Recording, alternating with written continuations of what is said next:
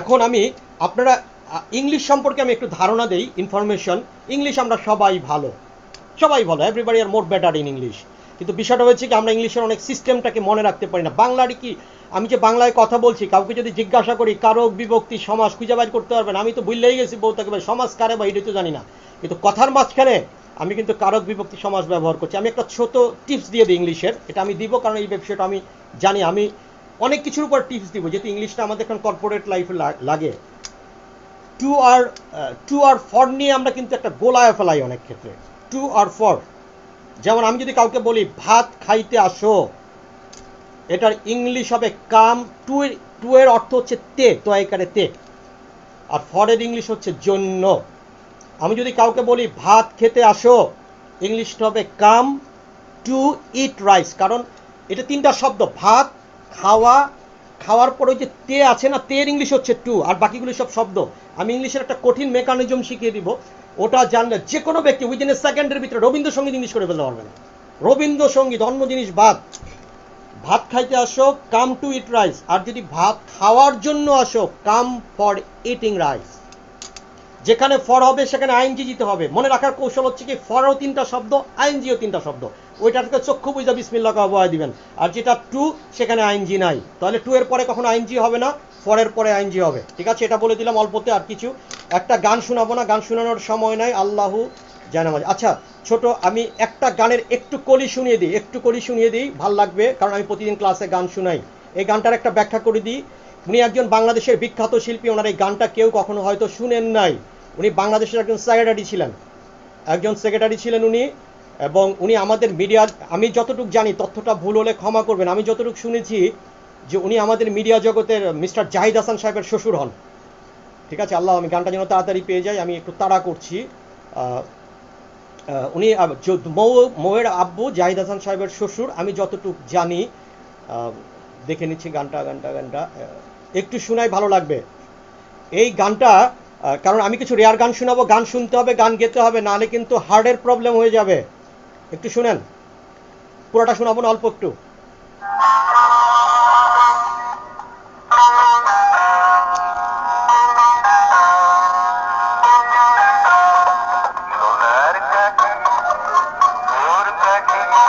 সাইফুল ইসলাম সাহেব।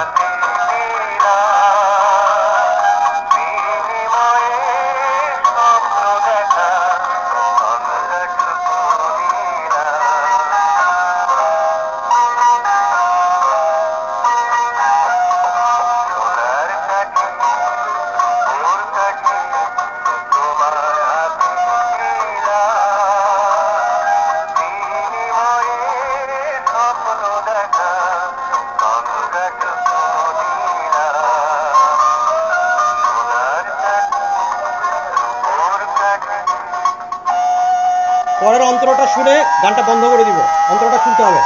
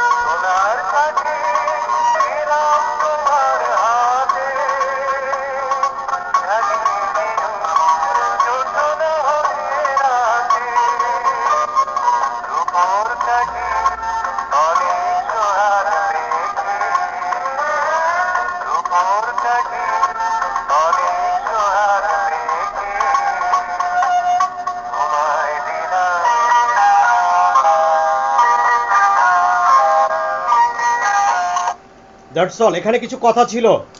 এখন গানটা প্রথম শুনতে হবে, এখন কোয়ারেন্টাইনে আছি, এখন আপনাদের মনটাকে ভালো করতে হবে। এখানে বিষয়টা হচ্ছে সোনার কাঠি, রূপোর কাঠি। আমি প্রতিটা গানের অর্থ আছে, তোমার হাতে দিলাম, তার মানে হয়েছে কি, আমার সমস্ত শক্তি তোমার হাতে দিয়ে দিয়েছি, তুমি যা খুশি তাই করতে পারো। এটা জাদুর কাঠি, বাট তুমি আমার অ্যাগেনস্ট এটা ব্যবহার করো না। এটা সাইফুল ইসলাম সাহেব, বাংলাদেশের একজন বিখ্যাত শিল্পী, অনেক সুন্দর সুন্দর 3-4টা গান গিয়েছেন, খুব বেশি গান নি। আমি সম্ভবলের মধ্যে আরও একটা গান আছে, আমি শোনাবো আপনাদেরকে আর একদিন। এখন ইটস ওকে। আমি আগামীকালকে আজকের থেকে যে জিনিসটা বঞ্চিত হয়ে গেল আপনার ক্লাস সম্পর্কে, সেটা বলবো। সেটা হচ্ছে আল্লাহ যা করে ভালোর জন্য করে। এটা একটা চমৎকার গল্প আছে, আমি সেটা আপনাদেরকে শোনাবো, এটা মিসিং হয়েছে আগামীকালকে। তারপরে হচ্ছে আজকে যে টিপসটা দিতে চেয়েছিলাম, এটা একটু সময় লাগবে, সেটা হচ্ছে ব্রেনের উপরে। এবং আমি একটা জিনিস বলতে চেয়েছিলাম যে 3টা জিনিস যদি আপনারা জেনে ফেলেন, আপনাদের জীবনে পৃথিবীর কোনো জায়গায় কোনো ধরনের পরাজয় হবে না। এটা আমি আগামীকালকে বলবো, একটু সময় লাগবে। আর হচ্ছে এক সংখ্যা সম্পর্কে, যাদের জন্ম তারিখ 1, 10, 19, 28 তারিখ, তাদের জীবনটা কেমন হতে পারে, আমি তারিখ ধরে সংখ্যা ধরে ধরে আমি ক্লাসগুলো করাবো। সকল বিষয় সম্পর্কে জানাবো, যেটা আপনার সকালে ঘুমের থেকে উঠে ঘুমানো পর্যন্ত, ঘুমার পরে স্বপ্ন দেখা পর্যন্ত, কেমনে গোসল করবেন, মাথা আঁচড়াবেন, কোন কোয়ালিটির সাবান ব্যবহার করবেন, কোন ধরনের, সব কিছু আমি আপনাদেরকে ইনফর্ম করবো। Everything, each and everybody, everything else. আপনি জানেন না আপনার বসাজনিত কারণে আপনার টয়লেট ক্লিয়ার হচ্ছে না, আপনার খাওয়াজনিত কারণে আপনি খেতে পাচ্ছেন না, আমি আপনাকে জানিয়ে দেবো, ইনফর্ম করবো। এখন আমি চলে যাওয়ার আগে আমার কিছু পদ্ধতি আছে, একটু মেনটেন করে 1 মিনিটের ভিতরে চলে যাব। একটু জিকির করে নেই, জিকির করে ইবাদতটা করে চলে যাব। আচ্ছা, জিকিরটা যেহেতু আমি একবার করে ফেলেছি, আমি আল্লাহর নামটা ওই সিস্টেমেটিক ওয়েতে নিয়ে আমি আল্লাহকে একটু বলে নেই। হে রাব্বুল আলামিন, আমাদেরকে সবাইকে আপনি আপনার হেফাজতের আশ্রয় রাখেন। কোনোভাবে কোনো অন্যায় যদি করে থাকি, যেভাবেই হোক না কেন, ক্ষমা করে দেন। অধিকার আছে, কেন অধিকার আছে? আপনি তো সৃষ্টি করেছেন, যে সৃষ্টি করেছে তার কাছে যাব না? Where will go, to whom will knock at the door, কার কাছে যাব? গতকালকে আমার একটা আবেগঘন ছিল, আল্লাহর কাছে একটা আবেগঘন মোনাজাত ছিল। ওই মোনাজাতটা আমি আসলে আমার আবেগকে ধরে রাখতে পারিনি, আজকে ধরে রাখার চেষ্টা করব। আল্লাহকে বলতে হবে যে আল্লাহ, তোমার কাছে ছাড়া কার কাছে যাব? আমাদের যাওয়ার তো অনেস্টলি কোনো রাস্তা নাই। আমি একটা খুব মজার কথা বলি, আল্লাহর ক্ষমতা কত মারাত্মক আমি বাস্তবে দেখেছি। আমি একবার ঢাকা থেকে বরিশাল যাচ্ছিলাম, তো পথিমধ্যে পদ্মা নদীতে বিরাট একটা ঝড় উঠেছে, বিরাট, খুবই বড়। লঞ্চটা ডুবে যাবে কি থাকবে কোনো গ্যারান্টি নাই। ওই লঞ্চে বিভিন্ন ধর্মের লোক ছিল এবং তারা ঢোলগি টোপলা বাজায় টাজায়, বহুত কাহিনী। যখন লঞ্চটার একদিক থেকে পানি উঠা লঞ্চটা বাড়ি দিয়া লোকজনরে ফালায় দিল, আপনি বিশ্বাস করবেন না, পুরা লঞ্চের সবাই বলা শুরু করে দিল লা ইলাহা ইল্লাল্লাহু মুহাম্মাদুর রাসূলুল্লাহ। ধর্মমর্ম গেছে কোন দেশে আল্লাহ জানে, চিল্লায়া আল্লাহ আল্লাহ আল্লাহ আল্লাহ আল্লাহ, চিল্লানি কারে কয় আল্লাহর উপরে। ধর্ম শেষ, সব মুসলমান, লা ইলাহা ইল্লাল্লাহু মুহাম্মাদুর রাসূলুল্লাহ কইয়া কান্না, কেউ কাঁচা মারে, কেউ বয়া দইরা টান্দা, কেউ তার পোলারে দইরা ঘাইতে ধরছে। এই হইছে আল্লাহর কিরামতি। বিপদে বললে মনে মনে সব বাজানি আল্লাহরে ডাকে, কেউ সুপে ডাকে, কেউ চিল্লায় ডাকে। আমরা এখন বলতেছি বিষয়টা বাজারে একটু হাসি খুশির মতো কথা বললাম, আমার কথার স্টাইল বিভিন্ন ধরনের, সবসময় হয়তো জ্ঞান গরিবা মতো কথা বললে মজাও লাগবে না, একটু মজা দিতে হবে। কারণ মজা এরকম কারণে পেটের মধ্যে চুলকানি দিয়া দিলদারের মতো মজা দিলে চলবে না, কথা দিয়ে হাসাইতে হবে। You have to make him love, to tell something just amusing, you know. আল্লাহরে স্টেট বলবেন, আল্লাহ বহুত দিন তোমারে ডাকছি খোদা, কোনো কিছু চাই নাই, যা দিছো এটা লয়ে খুশি হয়েছি। যা চাইছি দাও নাই, চাইছি সুন্দর চাকরি দাও নাই, চাইছি সুন্দর বউ, তেরা বউ দিছো। আবার বউও কয় চাইছিলাম সুন্দর জামাই, কি জামাই দিছো এটার সকালে দেই একরকম, বিকালে দেই আর একরকম। আল্লাহ চাইছ, যা দিছো তাই খাইয়া বয়ে রইছি। জীবনে কোনোদিন চুরিও করি নাই, চুরি করার সুযোগও পাই নাই, পাইলে হয়তো করতাম। এইবার আল্লাহ চাইতাছি জান্ডা ছাইরা দাও, জান্ডা বাঁচাইয়া দাও। টুকটাক যা করছি আকাম কুকাম কথা দিলাম আর করবো না, পরে কি করবেন এটা পরের মামলা। আপাতত তো জান বাঁচান, আল্লাহরে কয়ে আপাতত জানটা বাঁচান। দেখেননি আল্লাহ শুনে, আল্লাহ কিন্তু বিলা হয়ে গেছে, বিগড়ে হয়ে গেছে পুরা বাজান। ধর্মশালা বন্ধ, যাইবেন কই বাপ? যেই রোগে ধর্মশালা বন্ধ করছে, এবার হজ হবে কিনা আল্লাহ পাক বলতে পারে। বিলাটা কেমন হওয়া হইছে, যদি নামতে পারতো কোথায়, বাইরে সব আড্ডি মাড্ডি ভেঙে দিত। আল্লাহ অত্যন্ত রাগ করেছেন। আপনি আপনার বাসায় সর্বোচ্চ লেভেলে জিকির করেন আর আল্লাহর কাছে ক্ষমা চান। যদি এই যাত্রা বাচ্চা যায় বাজান, আগামীকাল দেখা হবে। অনেক কথা বলছি, অনেকভাবে বলেছি, মজা করেছি, সময় কাটিয়েছি, টাইম পাস করেছি। টাইমটা ফালতুভাবে পাস করি নাই, কিছু বলার জন্য করেছি, আপনাদেরকে বোঝাবার জন্য করেছি, আপনাদের বুঝটাকে স্টাবলিশ করার জন্য করেছি। কোনো বেফাস কথা বললে ক্ষমা করে দিবেন, ক্ষমা চাওয়াটা উত্তম। যে ব্যক্তি ক্ষমা চায় না সে ব্যক্তি অহংকারী। আল্লাহ ছাড়া অহংকার করার ক্ষমতা কারো নাই। কি তৈরি করেছেন, কি করছেন জীবনে? যা দিছে সব খাইছেন, মানুষের জন্য কিছুই করতে পারেন নাই। মানুষের জন্য আমরা কিছুই করতে পারি না, আমরাই মানুষই আমার জন্য করছে। আমি সারাদিন কি করছি? চাকরি করে অফিসে যাই আসি, কি করি আল্লাহ কইতে পারবো। বেতনটা উড়াইয়া চাউল আর কি চাউল আপনি ফলাইছেন, 50 টাকা কেজি চাউল কিনেন, ওই চাউল 1 কেজি পারলে ফলান দেখি বাজান, এত মাতব্বরি করেন। ওই 1 কেজি চাউল 5000 টাকা দিয়ে তো ফলাইতে পারবেন না আপনি। ওই কৃষকের কাছে কত ঋণী আপনি, ক্যান ইউ ইমাজিন ইট? কত ঋণী আপনি কৃষকের কাছে। সারা জীবন চেষ্টা করে তো নিজের চলে যে কোয়ারেন্টাইনে কাটছেন না, সবটি মাথা সেট চালাইছেন। ওই নাপিতের কাছে কত ঋণী আপনি, এই জামা বানাইতে পারবেন জীবনে? প্রত্যেকটা লোকের কাছে কত ঋণী।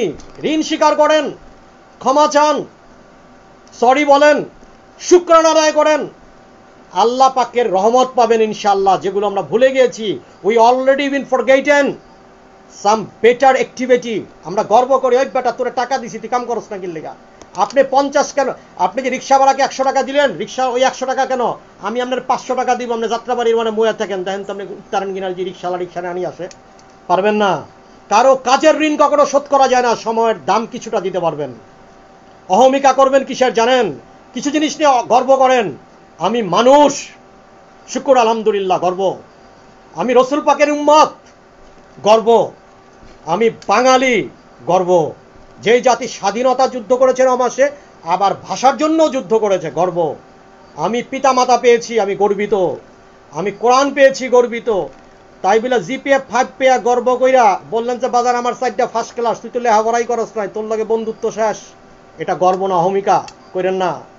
খবর আছে, আপনি যা পেয়েছেন, যত বিউটি পেয়েছেন, কোনোটা you can't create yourself. সবার কাছে তো কলম আছে, সবাই পারলে রবীন্দ্রনাথের মতো একটা কবিতা লেখক, তো মাইকেল জ্যাকসনের মতো একটা ড্যান্স দেখতে পারলে, ওটা আল্লাহ পাক তাকেই ভালোবেসে দিয়েছে। মাইকেল জ্যাকসন চাইলে গর্ব করতে পারতো, তার দান, দ্য গিফট অফ অলমাইটি আল্লাহ। আপনি গিফটের ব্যাপারে একটা কথা বলি, গিফট শব্দটা কিন্তু আমরা ভুল বলি সবাই। গিফট, অনেকে বলি গিফটেড, নো, গিফটেড বলতে ইংলিশে কোনো শব্দ নাই। গড গিফটেড কি? গিফটেড হচ্ছে প্যাসিভ। গিফটেড কি প্যাসিভে গিফটেড হয় নাকি? গিফট গিফট গিফট এটা প্যাসিভ ওয়ার্ড, এটা ভুল, এই শব্দটা ভুল। ব্রিটিশরাও অনেক ভুল ইংলিশ বলে, আমি ধরায় দিব হাতে কলমে। এখন থেকে গিফট শব্দটা বলবেন, গড গিফটেড নয়। গিফটেড কিসের আবার শব্দ? ইংলিশে গিফটেড বলতে কোনো শব্দ আছে নাকি? প্যাসিফিকে গিফটেড হয়? ইংলিশে গিফটেড শব্দের কোনো এক্সিস্টেন্স নেই। ইট ইজ গড গিফট, যেহেতু প্যাসিভেও গিফট। গড গিফট, আমি খোদা থেকে পেয়েছি। যার ভাষা তার মতো বলতে হবে, ভুল ইংলিশ বলতে পারেন, ঠিক আছে। আমি পানিরে হানি বলি, হানি বুঝে, কিন্তু ইংল্যান্ডে যায় হানি বলতে মধু লইব আপনার কাছে। আপনি নোয়াখালীতে বসে হানি বইলা বাচ্চা গেলেন পানি খেয়া, কিন্তু ইংল্যান্ডে যা বললে হানি খাইলে কিন্তু মধু খেয়ে মরে যাবেন। সুতরাং ভুল উচ্চারণ শিখতে হলে সঠিক শিখেন, ঠিক আছে, সঠিকটা শিখেন। ধারণ করতে পারবেন কিনা it is the another thing, ঠিক আছে। আমি পণ্ডিতি ফলাইতে আসি নাই ভাই, আমি যেটা জানি সেটা বলাইতে আসছি। এটা আপনি জানতে পারেন, আপনি আরেকজনকে না জানা লোককে বলতে পারেন। আপনি বলেন সিটার, আসলে তো সিটার বলতে কিছু নাই, চিট। চিটার বলতে শব্দ আছে ইংলিশে, ধ্যান দিয়ে বললে একটু আমারে নাই। আমি আঞ্চলিকভাবে কথা বলি, আমি আপনাদের লোক, আপনাদের মতো সহজ সরল লোক, ঠিক আছে।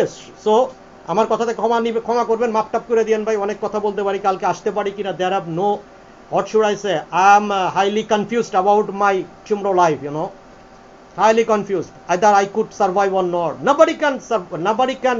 What should I give you guarantee that tomorrow, with the right time, will be come to you. The sun brings the message of your death. That's when the new sun will come. The sun will greeting you to say, "Hi, man. A bad disease is awaiting. A bad disease is knocking at your door." To go to the grave. So you have to rectify right now, to change yourself right now, this time. You couldn't get the tomorrow never come to you. When that time will come to you, that will be always there today. Tomorrow you'll never get. How you'll be rectified, how you'll be changed yourself to get the tomorrow. Tomorrow is very difficult to survive, because we all are under trading. That's all. Okay, no more. I am telling over 1 hour over, you know. That's all fine. আমি আপনাদেরকে ইংলিশের অনেক কিছু শিখিয়ে দিব, কালকে আমি এটা আমি আসবো। ইংলিশের অনেক কিছু ফ্রি শিখিয়ে দেবো, একটা জিনিস সুন্দরভাবে শিখেন, দেখেন শিখান মতো ইনফরমেশন দেখেন কত ভুল। ডক্টর আসিবার পূর্বে রুগী মারা গেল, এটা যদি ট্রান্সলেশন করেন, গ্রেটেস্ট রং। আপনি কি রুগীর মাথার কাছে যা বলবেন, the patient had died before the doctor came. রুগী যখন হুইয়া পড়ছে বিছনার উপরে, কইছে তাড়াতাড়ি এর ডাক্কে লয়া, ডাক্তারের ডাক্কে লয়া, মামা বাইকনারে বাড়া গেছে, দৌড় দিয়ে বাইকনা যায়, ডাক্তারের আইনতে আইতে রুগী মরে গেছে। রুগী যে কোন রাস্তায় মরছে আপনি জানেন না। আসলে ডক্টর আসিবার পূর্বে রুগী মারা যায় নাই, ডক্টর আসিয়া দেখিল রুগী মরে গেছে। The patient already over before the prescription of doctor. Doctor আইসা প্রেসক্রিপশন দেয়, ডাক্তারের প্রেসক্রিপশন প্রেসক্রাইবের আগেই দ্য পেশেন্ট অলরেডি ওভার। আরেকটা বলতে পারেন the patient already over before hospitalised. এই রোগীর হাসপাতালে নেওয়ার আগে ইন্না লিল্লাহি ওয়া ইন্না ইলাইহি রাজিউন। আপনি সে সেকেলে ইংলিশ যদি বলেন the patient had died before the doctor came, it's not right. Right, ঠিক আছে, কিন্তু আমি 200 বছর আগে ইংলিশ কেন বলবো? Why? There are lot of change. আমার অবয়ব চেঞ্জ হয়েছে, সব কিছু চেঞ্জ হয়েছে, আমার চিন্তা ভাবনা চেঞ্জ হবে না? আমার ভাষার আচরণও তো চেঞ্জ হবে। আমি অনেক কিছু এরকম আপনাদেরকে ইনফরমেশন দিব, ইংলিশের অনেক মেকানিজম শিখিয়ে দিব আপনাকে, যেটাতে বলে আপনি অনেক স্মার্ট ইংলিশ বলতে হবে। আমি চিঠি লিখবো এভাবে যে ডিয়ার ফ্রেন্ডস, টেক মাই সালাম according to the class of your family.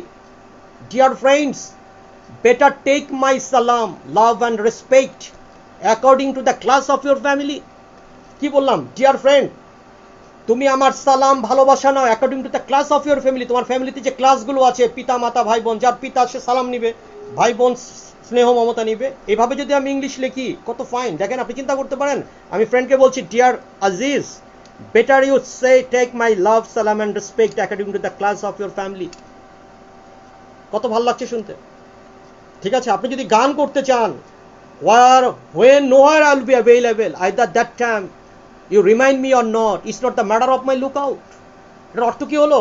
যখন পড়বে না মোর পায়ের চিহ্ন এই বাটে, when nowhere I will be available, যখন কোথাও আমি থাকবো না, that time either you remind me or not, সেই সময় তুমি আমাকে মনে করলা কি করলা না, this not the matter of my lookout, সেটা আমার দেখার ব্যাপার না, because I am no more, nowhere no more, either your boat that time sailed or not, it's not the matter of my lookout।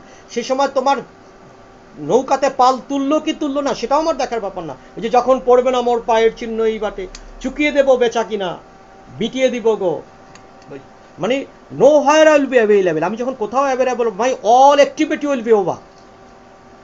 চুকিয়ে দেবো বেচা কিনা, আমি সেটা বেচা কিনার কথা বলা হয় না, মাই all activity will be over. Over বলতে ওভার, ওরা ব্রিটিশ আমেরিকানরা আর উচ্চারণ করে না। আর ইংলিশের এই উচ্চারণটা একটু জেনে নিতে হবে। আমি যদি অ্যালফাবেটিক্যাল উচ্চারণটা না জানি, আমার অ্যাকসেন্টে প্রবলেম হবে। অ্যালফাবেটিক্যাল উচ্চারণটা আমি একটু শুনিয়ে দিচ্ছি সবাইকে। আপনি যে লোক দেখবেন রংপুর অঞ্চলের লোকরা রকে রক্ত অক্ত অকে র বলে, রক্তকে অক্ত বলে। তো আমি যদি অ্যালফাবেটিক্যাল অ্যাকসেন্টগুলো অ্যাকুরেটলি না করতে পারি, দেন আমি এবিসিডি ঠিকমতো উচ্চারণ না করতে ব্রিটিশদের অ্যাকসেন্ট বুঝতে পারবো না।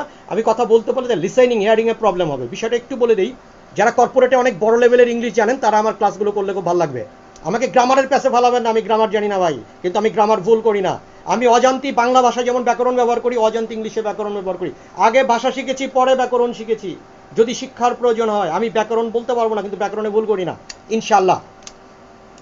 যদি কাউকে বলা হয় ABCDEFGH, ঠিক আছে, ইটস ওকে, বাট ব্রিটিশ আমেরিকানরা অ্যাকসেন্ট এইভাবে করে। আমি একটু বলছি, শুনেন আপনারা, যদি সময় আছে, আপনারা লাইনে আছেন শুনছেন, এটাকে পরবর্তীতে চাইলে কেটে দেওয়া যাবে। ABCDEF GHI JAKAIL MNO PQR STU VWX WA and Z। কত তাড়াতাড়ি বলেছে দেখেছেন, কত তাড়াতাড়ি। আমি এটাকে যদি দ্রুত বলি, যেমন ব্রিটিশ আমেরিকানরা খুব দ্রুত ইংলিশ বলে, ওদের কথা বুঝি না। বলতে পারলো বোঝাটা, লিসাইনিং হিয়ারিংটা খুব টাফ, যেদিন ইংলিশ মুভি বুঝি না। ABC TF DF GH JAKAIL MNO PQR STU VWX WA and Z। ব্রিটিশদের দুটো অ্যাকসেন্ট স্টাইল আছে ইংলিশের, একটা হচ্ছে টাটা, একটা হচ্ছে টা, মানে hello Karim from where you come here, hello Karim from where do you come here, এটা হচ্ছে টাটা সিস্টেম। আর হ্যালো করিম ম্যান খোড়া no from where you come here, মানে তিনটা স্টিচ করেছে, তিনটা ভাগে ভাগ করেছে ব্রিটিশের কিছু অ্যাকসেন্টে, যেমন গ্যারিগোরিয়ান অ্যাকসেন্টে, তারপরে কুইন্স ডায়ালেক্টে। এই ডায়ালেক্টগুলোতে একটু ইংলিশের একটু ভ্যারিয়েশন হয়, যেমন বাংলা ভাষাতে অনেক ধরনের ভাষা আছে এরকম। আপনারা ইংলিশ বলার প্র্যাকটিস করতে হবে। You have to speak English, নিজের সাথে ভাষাতে হিন্দি উচ্চারণ করেন, বাংলা ইংলিশ বলতে পারার এটা না যে বাংলা ভাষাকে অবমূল্যায়ন করছি। আপনাকে কর্পোরেট লেভেলে লাইফে শাইন করতে হলে ইংলিশ বলতে হবে। এখন আমাদের এই 4Gর যুগে ইংলিশ ছাড়া কোনো পথ নেই। You have to know English, you have to write English, you have to listen English. Okay, এটা আইএলটিএস স্কোর আপনার যাই হোক, IELTS score is another thing.